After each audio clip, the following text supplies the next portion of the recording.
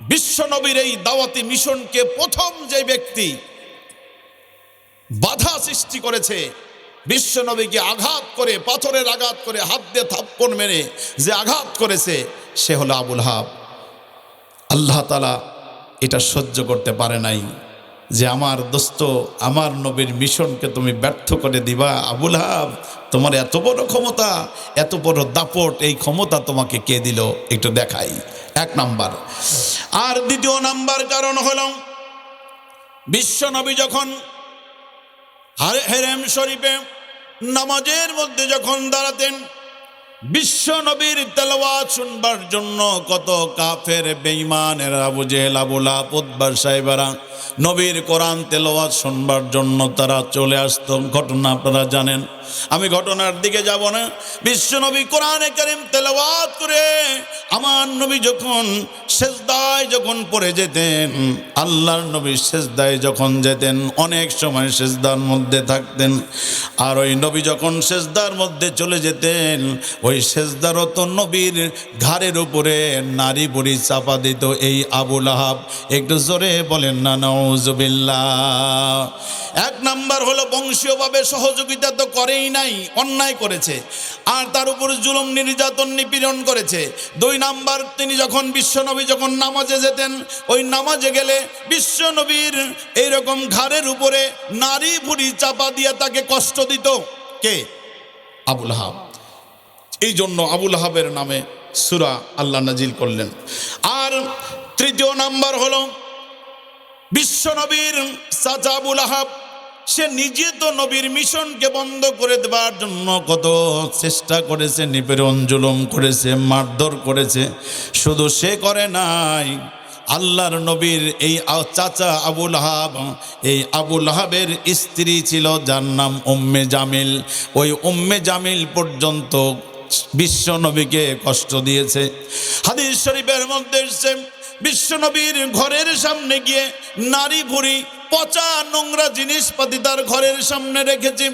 আল্লাহ নবীর ঘরের সামনে কাঁটাযুক্ত জিনিসগুলো নবীজির বিশ্ব নবীর ঘরের কাছে রেখেছে, যাতে করে নবীর ছোট ছোট বাচ্চারা যেদিকে কাটা ফুটে যায়, নবীর পায়ে কাটা ফুটে যায়, নবীর পরিবার অশান্তিতে থাকে। এই জন্য আবু লাহাবের স্ত্রী উম্মে জামিল এই ধরনের চালগুলো দিত, আর নবীকে কষ্ট দেবার জন্য এখনো গর্হিত কাজ করত।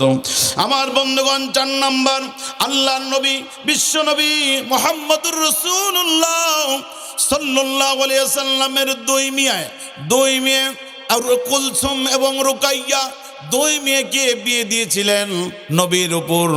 এই কোরআনে কারীম ওহী আসবার পূর্বে দুই মেয়েকে বিয়ে দিয়েছিলেন আবু লাহাবের দুই ছেলে। একজনের নাম হলো উতবা, আর একজনের নাম হলো উতাইবা। আবু লাহাবের দুই ছেলে, একজনের নাম কি? উতবা, আর একজনের নাম উতাইবা। বিশ্ব নবীর দুই মেয়েকে বিবাহ দিয়েছিলেন। এই দুই মেয়েকে বিবাহ দিয়েছেন দুই ছেলের সাথে। বিবাহ দেওয়ার কারণে বিশ্ব নবী যখন ইমানের কালিমার ঘোষণা যখন দিয়েছেন, আবু জেহেল তখন বাধ্য করে তার দুই ছেলেকে দিয়ে নবীর কলিজার টুকরা দুই মেয়েকে তালাক দিয়েছে। আল্লাহু আকবার। এই জন্য যারা ইসলামের বিরোধিতা করে, আপনি দেখবেন বিরোধিতা করতে গিয়ে শুধু রাষ্ট্র বিরোধিতা নয়, বিরোধিতা করতে গিয়ে শুধু সামাজিক বিরোধিতা নয়, বিরোধিতা করতে গিয়ে শুধু আন্তর্জাতিক পরিমণ্ডলে বিরোধিতা নয়, বরং বিরোধিতা করতে গিয়ে নিজের পারিবারিকভাবে বিরোধিতা করে এমন দুর্মূষা মানুষ এখন দুনিয়ায় আছে না নাই? ওই আবু লাহাবের নাতিপতি এখনো আছে না নাই? আমার বন্ধুগণ, এই যে বিশ্ব নবীর আপন কলিজার টুকরা দুই মেয়েকে বিবাহ দিয়েছেন, নবী বড় কষ্ট পেলেন, নবীর কলিজাটা ফেটে যায়। আর আমার দুই মেয়েকে ওরা দুইজন তালাক দিয়েছে। আমার বন্ধুগণ, আমার ভাইরা, এই যে দুই মেয়েকে তালাক দেবার কারণে দুই মেয়ের জামাই ছিল দুইজন, উতবা এবং উতাইবা। দুইজনই নবীর সাথে বেয়াদবি করেছে, কিন্তু সবচাইতে বেশি বেয়াদবি করেছে উতাইবা। ওই উতাইবা একবার আল্লাহর নবীকে গায়ে থুতু নিক্ষেপ করেছে। নাউজুবিল্লাহ। আল্লাহর নবীর গায়ে এটা লাগে নাই, কিন্তু নবী বড় কষ্ট পেলেন। আল্লাহর নবী আল্লাহকে ডাক দিয়ে বললেন, আল্লাহ, ওরা নবীকে চিনতে পারে নাই। ওরা যে আমাকে কষ্ট দেবার জন্য উতাইবা আমার দিকে থুতু নিক্ষেপ করেছেন, আমি তোমার কাছে বদদুয়া দিয়ে গেলাম, এই দুনিয়ার মধ্যে সব চাইতে পাগল কুকুরটাকে ওর পিছনে লেলিয়ে দাও। এত কঠিন অত্যাচার করেছে নবী, বদদুয়া পর্যন্ত করেছে। আমার বন্ধুগণ, আমার ভাইয়েরাম, এরপরে 5 নাম্বার কত নবীর সাথে কত দুশ্মনী করেছে খেয়াল করেন। আল্লাহর নবীর একজন সন্তান ছিল, তার নাম আবুল কাসেম, হযরত আবুল কাসেম রাদিয়াল্লাহু তাআলা আনহু।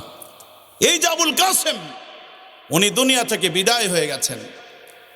এরপরে বিশ্বনবীর আরেকজন ছেলে ছিল, ওই ছেলের জাস্ট আবুল কাসেমের একেবারে পরের জন, তার নাম হলো আব্দুল্লাহ। আবুল কাসেম, তারপরে আব্দুল্লাহ। বিশ্বনবীর ওই পুত্র আবুল কাসেম মারা যাওয়ার পরে কিছুদিন পরে আব্দুল্লাহর জন্ম। ওই আব্দুল্লাহ দুনিয়া থেকে বিদায় হলেন। ওই আব্দুল্লাহ যখন বিদায় হলো, তখন তার নিকটস্থ আত্মীয় স্বজন শোকে বিহ্বল। আহারে, মুহাম্মাদের সন্তান আবুল কাসেমও চলে গেল, আব্দুল্লাহও চলে গেল। কিন্তু এই আবুল আহাব খুশিতে তবলা বাজিয়ে বাজিয়ে আনন্দ করা শুরু করলো, আর বলা শুরু করলো, ইন্না মুহাম্মাদুন আবতার, মুহাম্মদ লেজ কাটা হয়ে গেছে, আর বংশের কেউ নেই। মানে জুলুম বিরোধিতার কত কঠিন পর্যায়ে এই শয়তান গিয়েছে, কথা বলেন ঠিক কিনা? কারণ একজন শত্রুর সন্তানও যদি মারা যায়, তারপরেও মানুষের একটা সিম্পিটি থাকে তার উপরে। একজন সবচেয়ে বড় শত্রু যে, তারও যদি পরিবারে কেউ মারা যায়, তারপরেও তার উপর একটা সিম্পিটি গ্রো করে। কিন্তু নবীর কলিজার টুকরা 2 জন সন্তান পর মারা গিয়েছে, কিন্তু এই শয়তান আবুল আহাবের কলিজায় এতটুকু দরদ সৃষ্টি হয় নাই। বরং উনি তবলা বাজিয়ে ঢাল ঢোল পিটিয়ে বলছে, ইন্না মুহাম্মাদুন আবতার, মুহাম্মদ লেজ কাটা হয়ে গেছে, আর বংশের নাম নেবার মতো আর কেউ থাকলো না, এভাবে বলল। শেষ নাম্বার 6 নাম্বার হলো, আল্লাহর নবী যখন 3 বছর, প্রায় 3 বছর শিয়াবে আবু তালেবের জেলখানায় ছিলেন। কোরআনের জন্য জেলখানায় যেতে হয়, এটা কি আজকে নতুন না পুরাতন? কতজন জেলখানায় গিয়েছিলেন দেখি? মুসলমানেরা জেল খেটেছেন কয়জন? খাটছেন? ইসলামের কারণে, কোরআনের কারণে, দিনের কারণে। ও জমি জমা নিয়ে জেল টেল খাটার অভ্যাস অবশ্য অনেকেরই আছে, সেটা আলাদা কথা। ইসলামের কারণে, ইসলামী আন্দোলনের কারণে, কোরআনের কারণে, ইমানের কারণে জেল খাটার এটা সৌভাগ্যই আলাদা, ঠিক কিনা? বর্তমান জেলখানার মধ্যে যদি শোনে এটা ইসলামী আন্দোলনের কর্মী, লোকেরা, জেলখানার লোকেরা স্যালুট দিয়ে বলে, এ কোনো অন্যায় করে নাই, এ ভালো মানুষ। একটু জোরে কোন আল্লাহু আকবার, আরো জোর চিল্লা বলেন আল্লাহু আকবার। আমার বন্ধুগণ, আমার ভাইয়েরা, এই জন্য ওই যে বিশ্ব নবী শিয়াবে আবু তালেবে জেল খাটলেন কয় বছর? 3 বছর। এখন জেলখানায় গেলে তো শ্বশুর বাড়ির মতো খাবার দেয়, 3 বেলা খাবার, মোটা একটা রুটি দেয় সকালে গুড় দিয়া। ওটা যে কি স্বাদ, ওই স্বাদের কোনো শেষ নাই। মোটা রুটি তো একটা খালি পেটও ভরে যায়, আর ওই গুড় দিয়ে খাইতে আরও মজা লাগে। এরপরে দুপুরে ভাত, সবজি দিয়া ভাত, খাইতে একেবারে খারাপ লাগে না। রাতের বেলায় ডাল দিয়া ভাত খাও, লাও লাগারে ভাষা, কত খাইতে চাও খাও, কোনো অসুবিধা নাই। কিন্তু এই জেলখানায় আমাদের মুফতি আমির হামজা 925 দিন জেল খেটে বের হলেন। গোটা দুনিয়ার মানুষ পাগল হয়ে গেল, সমস্ত লোকেরা তার সাথে সাক্ষাৎ করার জন্য গেল, ঠিক কিনা? সবাই আলেম ওলামা, পেশাজীবী, শিক্ষক, যত শ্রেণীর পেশার মানুষ আছে, বাড়িতে শুধু লোক আর লোক, লোক আর লোক। কারণ কি? জেল খেটেছে আমির হামজা। আমার বন্ধুগণ, সে জেলখানা আর বিশ্ব নবীর জেলখানা একরকম নয়। নবী আমার জেলখানায় প্রথম বছরে কিছু উট, কিছু বকরির মাংস ছিল, অল্প কিছু নিয়ে গিয়েছিলেন, ওগুলো খেয়েছেন। দ্বিতীয় বছর কি খাবেন? ওই উট, ওই দুম্বা, এগুলোর যে চামড়াগুলো ছিল, সাহাবীরা বললেন, ইয়া রাসূলুল্লাহ কি খাবো? বলে ওই চামড়াগুলো ভিজিয়ে ভিজিয়ে নরম করে করে একটু খেয়ে, পানি খেয়ে জীবন ধারণ করো। তৃতীয় বছরে গিয়ে ওই উটও নাই, দুম্বাও নাই, তারপরে কি নাই? চামড়াও নাই। কি খাবে? নবীর কাছে গিয়ে বললেন, এখন আমরা কি খাবো? আল্লাহর নবী বললেন, ওটো নাই দুম্বাও নাই, কি খাবা? ওই যে গাছগাছরা গুলা দেখো না শিয়াবে আবু তালেবের মধ্যে, ওই গাছগাছরার গুলো লতা পাতাগুলো খাও, ওই লতা পাতাগুলো খেয়ে খেয়ে জীবন ধারণ করো, গাছের বাকল গুলো খাও। হাদিসের মধ্যে এসছে বিশ্ব নবী যখন, আল্লাহ নবী যখন জেলখানায় যখন ওই গাছের বাকলগুলো খেয়েছে, লতা পাতা খেয়েছে, এই লতা পাতা ওই বাকল খাবার কারণে বিশ্ব নবীর পায়খানাগুলো বকরির লাদের মতো হয়েছে। জোরে বলেন নাউজুবিল্লাহ। নবী আমার কত কষ্ট করেছেন ওই জেলখানার মধ্যে। আমার ভাইরা, বাহির থেকে সওদাগারেরা এসছে, ওই সওদাগারেরা এসে ওই জেলখানায় গেটের মধ্যে কিছু শাকসবজি কিছু খাবার তারা বিক্রি করবে।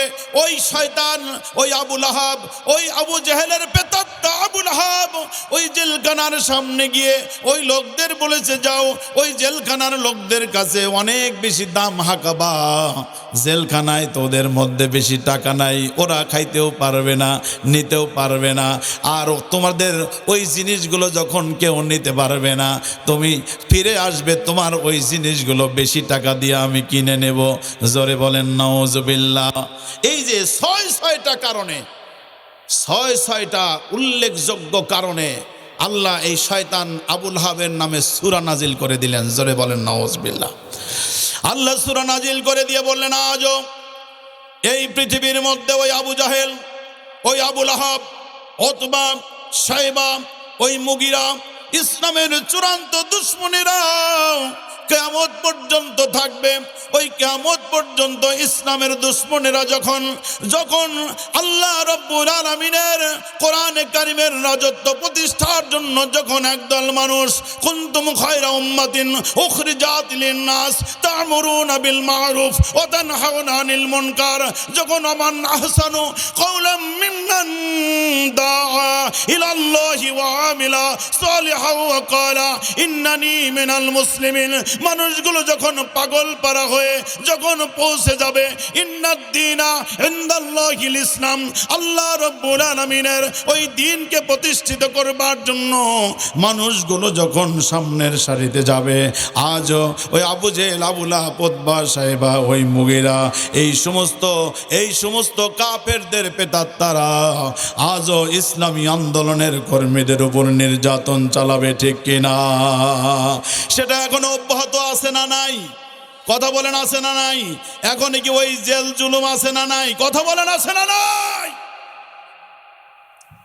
কিন্তু ইসলামী আন্দোলনের কর্মী যারা, কোরআনের কর্মী যারা, তারা আমরা প্রতিশ্রুতিবদ্ধ আল্লাহ রাব্বুল আলামিনের রাজত্ব প্রতিষ্ঠার জন্য, আল্লাহ রাব্বুল আলামিনের কোরআনের হুকুমত বাস্তবায়নের জন্য, আল্লাহ রাব্বুল আলামিনের ইকামতে দ্বীনের দায়িত্ব পালন করবার জন্য যদি আমাদেরকে বারবার ওই জেল জুলুম হুলিয়া মামলা হামলা ফাঁসির মঞ্চে পর্যন্ত নিয়ে যাওয়া হয়, এরপরও আমরা ইসলাম ছাড়া অন্য কিছু মানি না, ঠিক কিনা? আমরা সবসময়ের জন্য একটি মাত্র শুধুমাত্র ইসলামের কাছেই আমরা আত্মসমর্পণ করতে পারি। কথা বলেন ঠিক কিনা? আমাদেরকে দুনিয়া থেকে শেষ করে দেওয়ার জন্য ষড়যন্ত্র করা হয়, চক্রান্ত করা হয়। ইসলামের কথা বললে কলিজায় আঘাত লাগে, এমন দুশমন আছে না নাই? কথা বলেন আছে না নাই? সব শুনতে ভালো লাগে, ইসলামী আন্দোলনের কথা বললে কলিজায় ঘা লাগে, এমন মুসলমান নামের মুনাফিক আছে না নাই? কথা বলেন। এই মুনাফিক সমাজে এখনো অভাব নাই। ওই যে একজন বলেছে, যদি পৃথিবীর মধ্যে কেউ ইহুদি খুঁজতে যাও, তাহলে ওই ইহুদি খুঁজবার জন্য ওই ইসরায়েল নামক জারজ রাষ্ট্রে যাও, ওখানে ইহুদি পাবা, ঠিক কিনা? কেউ যদি খ্রিস্টান খুঁজতে চাও, আমেরিকায় যাও, খ্রিস্টান পাবা। আবার এই কেউ যদি বৌদ্ধ খুঁজতে যাও, তাহলে তোমরা ওই মিয়ানমারে যাও, চায়নায় যাও, বৌদ্ধের কোনো অভাব নাই। একজন বলল, তাহলে যদি আমরা মুনাফিক খুঁজতে চাই, তাহলে কোন রাষ্ট্রে যাওয়ার দরকার? কথা বলে, এই মুনাফিকের অভাব কি আছে বাংলাদেশে? কি আছে? আমার ভাই, কোরআনেই তো আল্লাহ বলে দিলেন, ওই যে আমার আগের এক আলোচক আলোচনা করতেছিলেন বড় চমৎকার করে, অমিনান নাসি মাইয়া ক্বালু আমান্না বিল্লাহি ওয়া বিল ইয়াউমিল আখির ওয়া মা হুম বিমুমিনিন। আল্লাহ বললেন তোমার সামনে যদি কেউ বলে আমি আল্লাহর প্রতি ঈমান এনেছি, আবার কেউ যদি বলে আমি আখিরাতের উপর ঈমান এনেছি, তোমরা স্পষ্ট করে জেনে নাও মা হুম বিমুমিনিন, ওরা কিন্তু মুমিন নয়, ওরা হলো স্পষ্ট মুনাফিক। কথা বলেন আছে না নাই? এই মুনাফিকের অভাব কি আছে? সেই জন্য আল্লাহ ওই কাফের ওই আবুল আহাবকে লক্ষ্য করে বললেন, আবুল আহাব তুমি ইসলামকে মিটিয়ে দিতে চাও, পৃথিবী থেকে উৎখাত করে দিতে চাও, তুমি ধ্বংস করে দিতে চাও, আমার নবী বিশ্ব নবীর মিশনটাকে উৎখাত করে দিতে চাও, কখনো তুমি পারবা না, সম্ভব নয়। আল্লাহ কোরআনের আয়াতের জন্য নাজিল করে দিয়ে বললেন ইসলাম থাকবে, ঈমান থাকবে, আল্লাহর নবীর মিশন থাকবে, কিয়ামত পর্যন্ত থাকবে, কিন্তু আবু লাহাবেরা ধ্বংস হয়ে যাবে। কথা বলেন ঠিক কিনা? যেমন ধ্বংস হয়েছে ফেরাউন, ঠিক কিনা? ফেরাউন ঘোষণা দিয়েছিল যে মুসা তোমার সাথে খেলা হবে।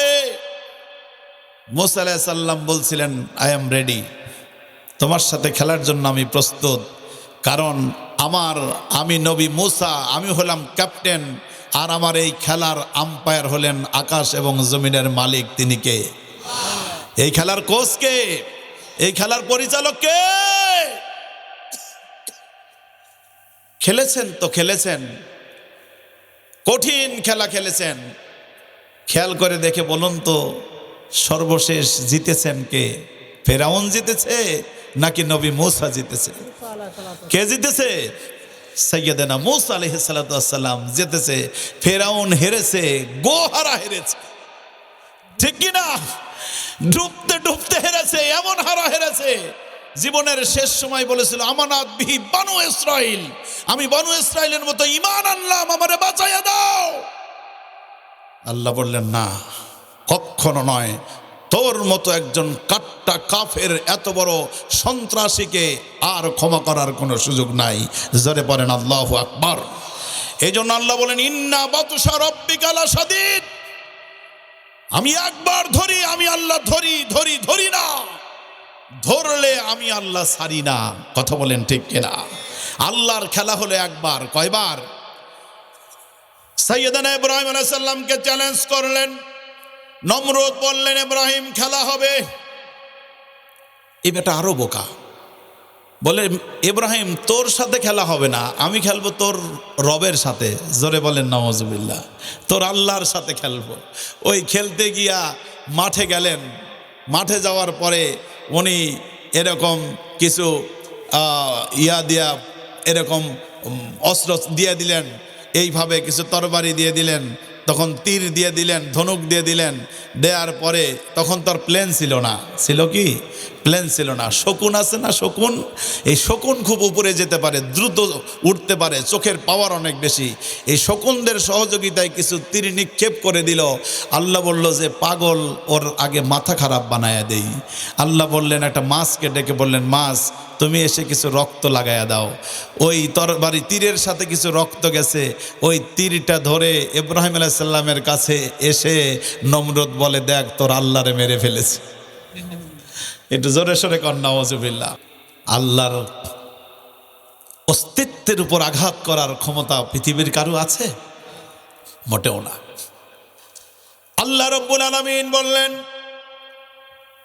আমি সহজে ধরি না, আমি একটু ছাড় দেই, একটু কি দেই? একটু ছাড় দেই, একটু ছাড় দেই, একটু ছাড় দেই, কিন্তু আমি আল্লাহ ছেড়ে দেই না। আল্লাহু আকবার বলবেন না? আল্লাহর নিয়ম হলো আল্লাহ ছাড় দেন, আল্লাহ ছাড় দেন, আল্লাহ ছাড় দেন, কিন্তু রব্বুল আলামিন ছেড়ে দেন না। জোরে পড়েন না আল্লাহু আকবার। এই জন্য সেই খেলায় আমার বন্ধুগণ হেরেছে নমরুদ একটা ল্যাংড়ার মশার কাছে, জিতেছে কে? জোরে বলেন জিতেছে কে? এই আবু জেহেল আবু লাহাবের এই খেলার মধ্যে আমার বন্ধুগণ, আবু জেহেল আবু লাহাবরা দুনিয়া থেকে বিদায় হয়েছে। এখন ঘৃণা নিয়ে মানুষগুলো তাদের নাম উচ্চারণ করে। একটু আওয়াজ করে বলা যাবে কি ওই খেলায় জিতেছে কে? আমার বিশ্ব নবী, কথা বলেন ঠিক কি না? এই জন্য আল্লাহ রাব্বুল আলামিন বলেন, তোমরা খেলতে এসো না, আমার সাথে খেলতে এসো না, আমার কোরআনের সাথে খেলতে এসো না, ইসলামের সাথে খেলতে এসো না, ইমানের সাথে খেলতে এসো না, পিঠের চামড়া থাকবে না, ঠিক কি না? আর যত খেলাধুলা আছে খেলাধুলা করো, কিন্তু ইসলাম নিয়ে খেলতে এসো না, পিঠের চামড়া থাকবে। দেখেন, খেলোয়াড়ের অভাব নাই তো। আমাদের শিক্ষা সিলেবাসে এখন অনৈতিক সিলেবাস দিয়ে পরিপূর্ণ করে দেওয়া হয়েছে, ঠিক কিনা বলেন? এই শিক্ষা সিলেবাস আল্লাহ রাব্বুল আলামিন প্রথম ওহী নামাজের কথা বলেন নাই, প্রথম ওহী অন্য কোনো হুকুমতের শরীয়তের হুকুমের কথা বলেন নাই। প্রথম ওহী আল্লাহ দিয়েছেন ইকরা বিইসমি রাব্বিকাল্লাযী খলাক। প্রথম ওহী দিয়েছেন পড়ো, পড়ো এবং পড়ো, তোমার রবের নামে পড়ো, এবং দুনিয়া এবং আখিরাতে কল্যাণময় জীবন গড়ো, কথা বলেন ঠিক কিনা? কিন্তু আজকে দুঃখজনক হলো সত্য, আজকে আমাদের শিক্ষা সিলেবাস থেকে ইসলামী শিক্ষাগুলো তুলে দেওয়া হচ্ছে, ঠিক কিনা? পরিকল্পিতভাবে ইসলামের শিক্ষা সিলেবাস, ধর্মীয় শিক্ষা সিলেবাসের যে একখানা বই মাত্র দেওয়া, কয়েকটা হাদিস দিয়ে, ছোট্ট কয়েকটা কোরআনের আয়াতের টুকরা দিয়া, সেই ইসলাম শিক্ষার বই, ওই বইয়ের মধ্যে কোরআন আছে, হাদিস আছে, ছোট করে দেওয়া থাকলেও আছে তো, ওই সেই ইসলাম শিক্ষার বইয়ের এই পৃষ্ঠার আর এক পৃষ্ঠায় হলো দুর্গার মূর্তি দেওয়া হয়েছে। জোরে বলেন নাউজুবিল্লাহ। আমার বন্ধুগণ, সিলেবাসের মধ্যে যে কি ঢুকিয়ে দেওয়া হয়েছে মাত্র কয়েকদিন আগেই আপনারা জেনেছেন। ওই যে আমাদের ব্রাক ইউনিভার্সিটির প্রফেসর, একজন শিক্ষক, স্বনামধন্য শিক্ষক আসিফ মাহতাব নামে একজন শিক্ষক, ঠিক কিনা? আমরা তাকে স্যালুট করেছি যে একটা শিক্ষা সিলেবাসের বইয়ের মধ্যে ছোট্ট ছোট্ট এই ষষ্ঠ সপ্তম শ্রেণীতে পড়ে ছোট্ট কোমলমতি ছোট্ট ছোট্ট বাচ্চাকে সেই সমস্ত সমকামিতা বোঝানোর জন্য, সেই সমস্ত জেন্ডার পরিবর্তন হওয়ার, লিঙ্গ পরিবর্তন হওয়ার কল্পকাহিনী বুঝিয়ে দিয়ে এই মানুষগুলোকে মূলত ইসলাম থেকে দূরে নিয়ে এই কোমলমতি সন্তানদেরকে নাস্তিক বানানোর এক গভীর ষড়যন্ত্র, কথা বলেন ঠিক কিনা?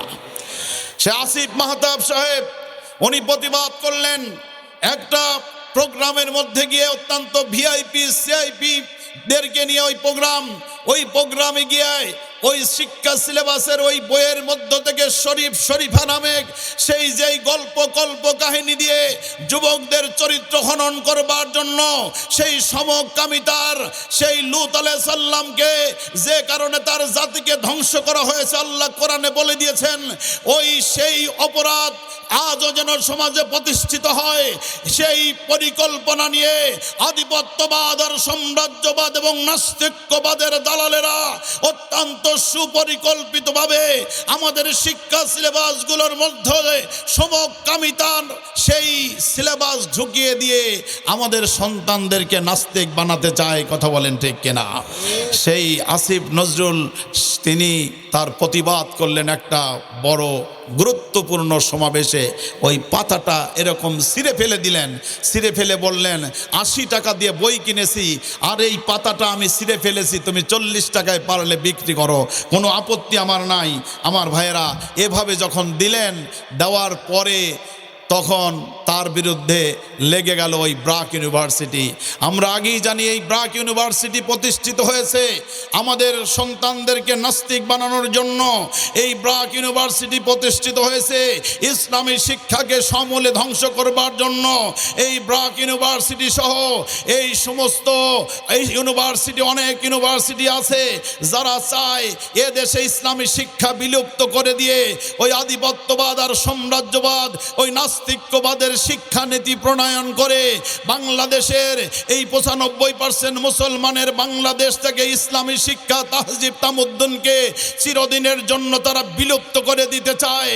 এই জন্য ওই ব্রাক ইউনিভার্সিটির ওই শিক্ষকেরকে চাকরিচ্যুত করা হয়েছে। কথা বলেন ঠিক কিনা?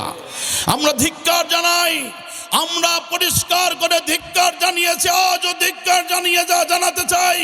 এরকম আসিফ মাহতাবকে তোমরা চাকরিচ্যুত করে মনে করেছো তোমরা অনেক কিছু করে ফেলেছো।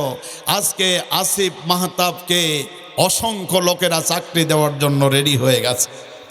কথা বলেন ঠিক কিনা? ইসলামের জন্য যিনি কথা বলেন তাকে আল্লাহ কখনো অপমানিত করেন না।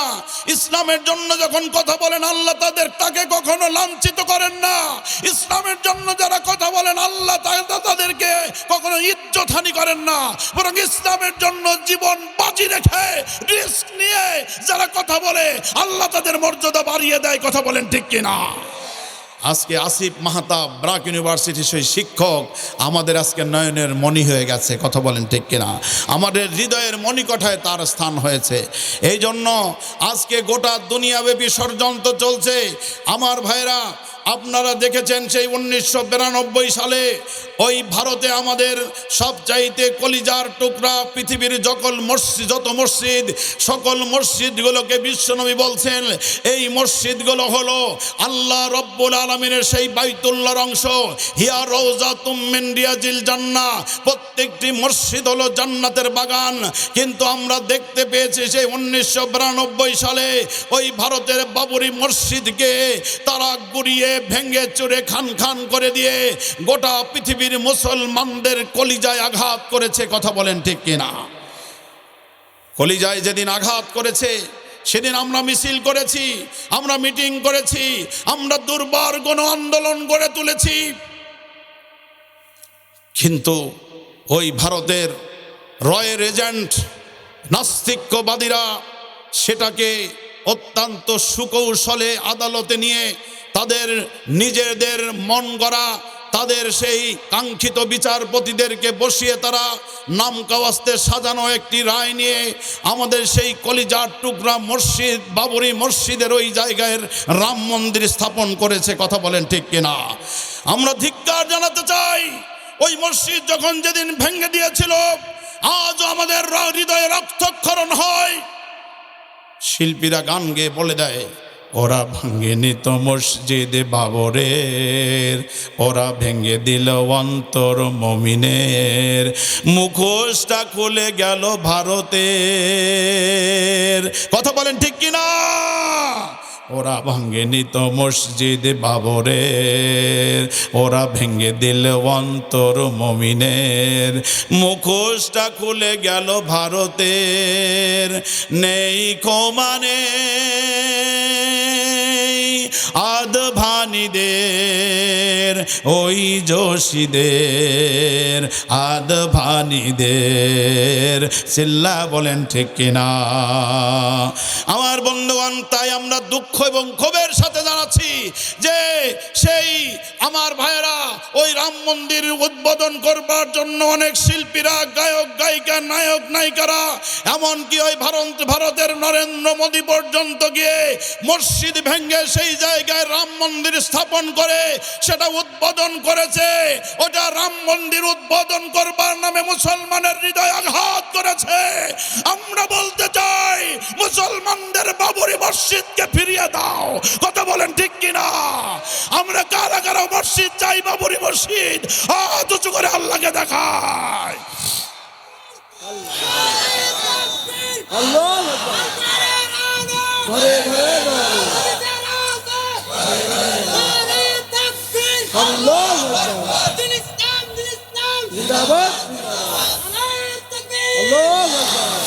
আমার বন্ধুগণ, ওই তুরস্কে যেমন আয়া সুফিয়া মসজিদ আটকে রাখতে পারে নাই, গোটা পৃথিবীতে এমন অসংখ্য নজির রয়েছে মুসলমানদের মসজিদ দখল করে ভাঙচুর করে রাম মন্দির কেন, শিব মন্দির, যত মন্দির স্থাপন করুক না কেন, বাংলাদেশের শুধু নয় গোটা পৃথিবীর 250 কোটি মুসলমানের হৃদয় ভেঙে যারা খান খান করে রাম মন্দির স্থাপন করেছে, আমরা আজকে হুঁশিয়ার উচ্চারণ করে দিতে চাই, ওই বাবরি মসজিদ যারা ভেঙেছে, আমরা বলতে চাই সময় আসবে আবার ওই বাবরি মসজিদের জায়গায় আবার বাবরি মসজিদ হবে। কথা বলো মুসলমান, ঠিক কিনা? আমরা সেটা দেখতে চাই, ওটা সময়ের দাবি মাত্র, ইনশাআল্লাহ। এই জন্য ইসলামের বিরুদ্ধে যারা যে সময় ষড়যন্ত্র করেছে, যখনই তারা ষড়যন্ত্র করেছে, কেউ কোনোদিন রেহাই পায় নাই। আবু লাহাব রেহাই পায় নাই। আবু লাহাব বলেছিল, মোহাম্মদ আমাকে কিসের ভয় দেখাও, তুমি আমাকে কিসের ভয় দেখাও? ওই জাহান্নামের ভয় দেখাও, দুনিয়ার কোন ভয় দেখাও? আমার কাছে অর্থ আছে, সম্পদ আছে, আমি ওই সব কিছু অর্থ সম্পদ দিয়ে হলেও তোমার এই বিপদ মুসিবত থেকে আমি নিজেকে রক্ষা করব। কিন্তু আল্লাহ তাআলা কোরআনের বলে দিয়েছেন, ওই সূরা লাহাবের মধ্যে আল্লাহ বলে দিলেন, মা আগনা আনহু মালুহু ওয়া মা কাসাব। দিন এমন একটা কঠিন দিন আসবে, ওই আবু লাহাবের ধন সম্পত্তি আবু লাহাবকে যেমন রক্ষা করতে পারে নাই, ইসলামের বিরুদ্ধে, ইমানের বিরুদ্ধে, কোরআনের বিরুদ্ধে, ইসলামী আন্দোলনের নেতাকর্মীর বিরুদ্ধে, আলেম ওলামার বিরুদ্ধে আজও যারা ষড়যন্ত্র চক্রান্তে লিপ্ত হয়ে আজও যারা ষড়যন্ত্র করছে, আল্লাহ রাব্বুল আলামিন জানিয়ে দেন, মা আগনা আনহু মালুহু ওয়া মা কাসাব। তোমাদের কোনো সম্পদ, তোমাদের কোনো দাম্ভিকতা, তোমাদের কোনো অহংকার, তোমাদের কোনো ক্ষমতার দাপট কখনো কোনো অবস্থাতেই ইসলামের বিরোধিতা করে তোমরা পার পাবা না। অবশ্যই আবু লাহাবের মতো তোমাদের ধ্বংস হতে হবে। কথা বলেন ঠিক কিনা? আমার বন্ধুগণ, আমার ভাইরা, এই জন্য আল্লাহ কোরআন শরীফে বলেন, তোমার অর্থ, তোমার মাল কোনো কিছুতে কাজে আসবে না। আল্লাহ কোরআনে বলছেন, মা আগনা আন্নি মালিয়া হালাকা আন্নি সুলতানিয়া। ওই কঠিন মরণ যখন আসবে, আদালতে আখিরাতের বিচার যখন সামনে দাঁড়িয়ে যাবে, তখন মা আগনা আন্নি মালিয়া চিৎকার করে বলবে, কোথায় আমার মাল, কোথায় আমার সম্পদ? হালাকা আন্নি সুলতানিয়া, আজকে আমার সেই ক্ষমতার দাপট কোথায়? সেদিন এই ক্ষমতার কোনো দাম থাকবে না, ঠিক কিনা? সেদিন ক্ষমতার কোনো মূল্যায়ন থাকবে না, ঠিক কিনা? এই টাকা দিয়া, পয়সা দিয়া, অর্থ দিয়া, ক্ষমতা দিয়া মালাকুল মউত থেকে, মৃত্যু থেকে বাঁচা যাবে না, ঠিক কিনা? আর পরকালীন জীবনে তো ক্ষমতা তো দূরের কথা, আল্লাহর সামনে দাঁড়ানোরই তো কোনো ক্ষমতা থাকবে না।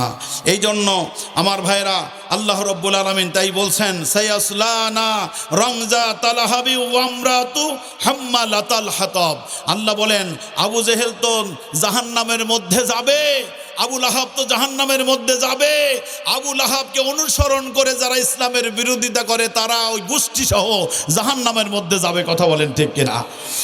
কারণ তার স্ত্রীর কথা বলছেন, যত কোটনামি করো, ইসলামের বিরোধিতা করো, পার পাওয়ার কোনো সুযোগ হবে না।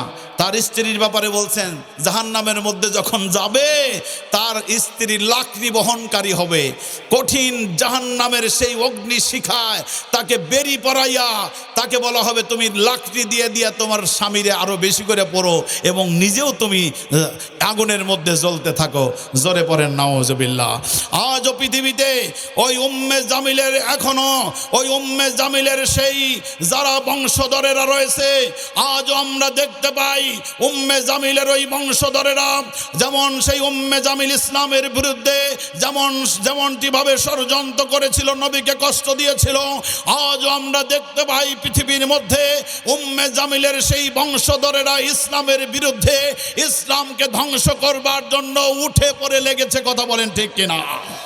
কিন্তু ওই উম্মে জামিল যেরকম ধ্বংস হয়েছে, ইসলামের বিরুদ্ধে উঠে পড়ে যতই লাগুক, ক্ষমতা যতই থাক না কেন, অবশ্যই একদিন আসবে ক্ষমতা চিরদিনের জন্য ধ্বংস হয়ে যাবে। কথা বলেন ঠিক কিনা?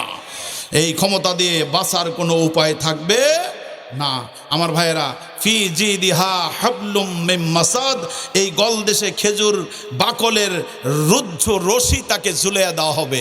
ওই উম্মে জামিলকে এটা কঠিন শাস্তির ব্যাপারে বলছে এখানে, আমি সেই বিস্তারিত ব্যাখ্যায় আর যেতে পারছি না। আমার মায়েরা, আপনাদের জন্য আমার প্রশ্ন, আপনাদের জন্য আমার অনুরোধ থাকবে হলো একটা, সেটা হলো যে উম্মে জামিলের বংশধরেরাও পৃথিবীতে আছে, আবার আম্মাজান খাদিজাতুল কোবরার বংশধরেরাও আছে। এখন আপনার কাছে প্রশ্ন, আপনি কি উম্মে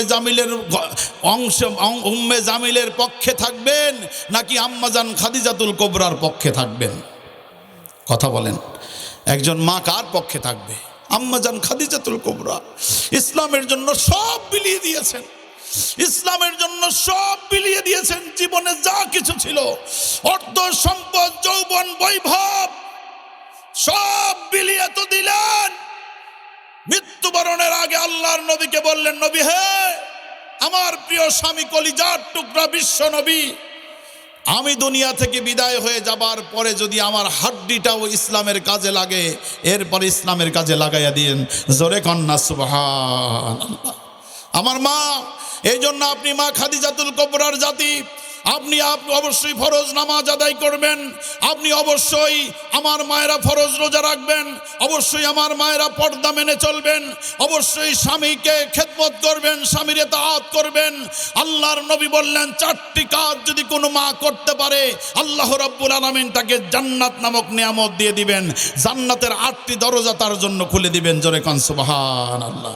আমার মায়েরা, এই জন্য আপনাদের কাছে আমার সেই বিনীত অনুরোধ থাকবে, মা আপনি মা খাদিজাতুল কোবরার জীবনী পড়ুন, আপনি মা মরিয়মের জীবনী পড়ুন, আপনি মা হাজারের জীবনে পড়ুন, ও মা আপনি মা আয়েশার জীবনে পড়ুন, খাতুনে জান্নাত মা ফাতেমা রাদিয়াল্লাহু তাআলা আনহুম এদের জীবনে পড়ুন এবং এদের জীবনের মতো করে জীবন গঠন করুন। ইনশাআল্লাহ আল্লাহ রব্বুল আলামিন আপনাকে জান্নাতের সর্বোচ্চ মর্যাদা দেবে ইনশাআল্লাহ।